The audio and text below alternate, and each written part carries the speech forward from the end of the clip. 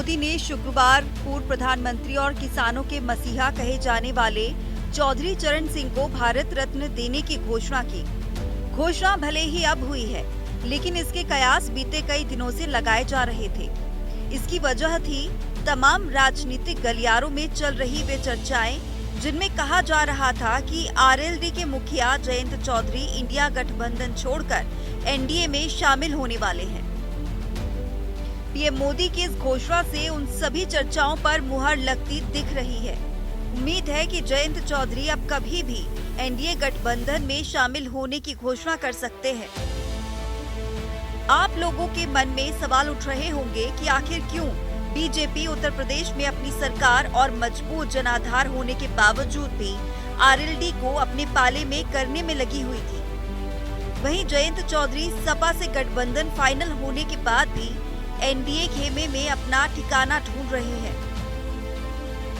Video से जुड़े रहिए, आपको सब बताते हैं। पहली वजह, चौधरी परिवार की राजनीतिक हैसियत। पश्चिमी यूपी की लगभग 27 लोकसभा सीटों पर जाट वोटर्स निर्णायक भूमिका में हैं।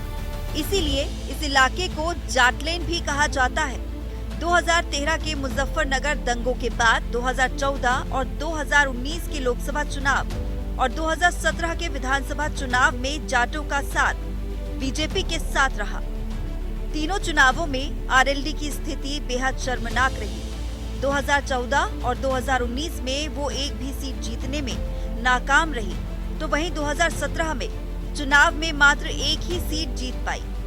ये एक विधायक भी बाद में बीजेपी के साथ चला गया। इन हालातों के बावजूद आरएलडी और चौधरी परिवार के लिए जाटों के मन में सम्मान बना रहा। चौधरी चरण सिंह अपने समय में जाटों के सबसे बड़े नेता माने जाते थे। वेस्ट यूपी के जाट आज भी उनसे भावनात्मक जुड़ाव महसूस करते हैं।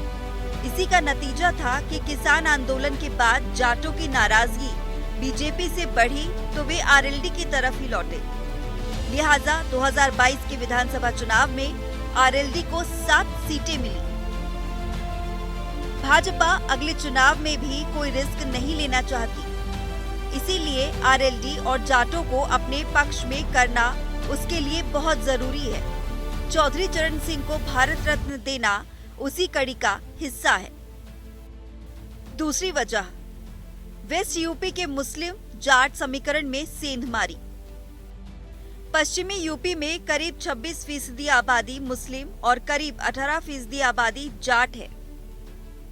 2013 के मुजफ्फरनगर दंगों के बाद मुस्लिम आबादी सपा तो जाट भाजपा के पक्ष में लामबंद हो गए थे।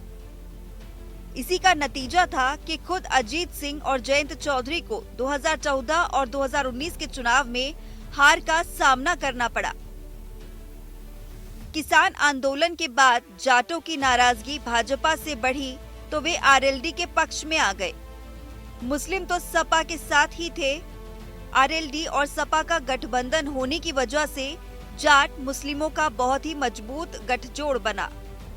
इसी गठजोड़ की वजह से 2022 के चुनाव में योगी लहर के बावजूद आरएलडी को 7 सीटें भी मिली। बीजेपी काफी समय से इस गठजोड़ को तोड़ने में लगी हुई थी। इसके लिए सबसे जरूरी था कि जयंत चौधरी को अपने पक्ष में करना, जो कि अब संभव होता दिख रहा है। तीसरी वजह, आरएलडी बीजेपी गठबंधन का शानदार ट्रैक रिकॉर्ड। बीजेपी और आरएलडी पहले भी कई बार दो मिलकर चुनाव लड़ चुके हैं और दोनों बार उनका ट्रैक रिकॉर्ड शानदार ही रहा।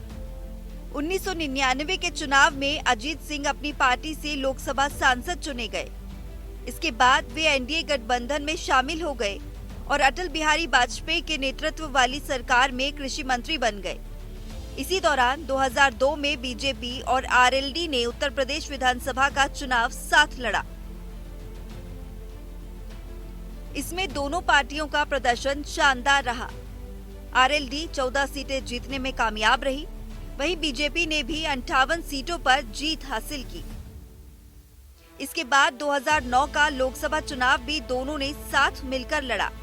इसमें आरएलडी के 5 सांसद जीते तो बीजेपी भी यूपी से लोकसभा की 10 सीटें जीतने में कामयाब रही। इसके बाद आरएलडी का ग्राफ लगातार ही गिरता रहा। वहीं पिछले विधानसभा चुनाव में बीजेपी को भी जाटलैंड में परेशानियों का सामना करना पड़ा। इस हिसाब से देखा जाए तो दोनों ही दलों को एक दूसरे की जरूरत थी। चौधरी चरण सिंह को भारत रत्न की घोषणा ने इस आरएलडी बीजेपी गठबंधन के लिए फेविकोल का काम किया है। अब इस फेविकोल का असर कब तक रहता है, ये जरूर देखने वाली बात होगी।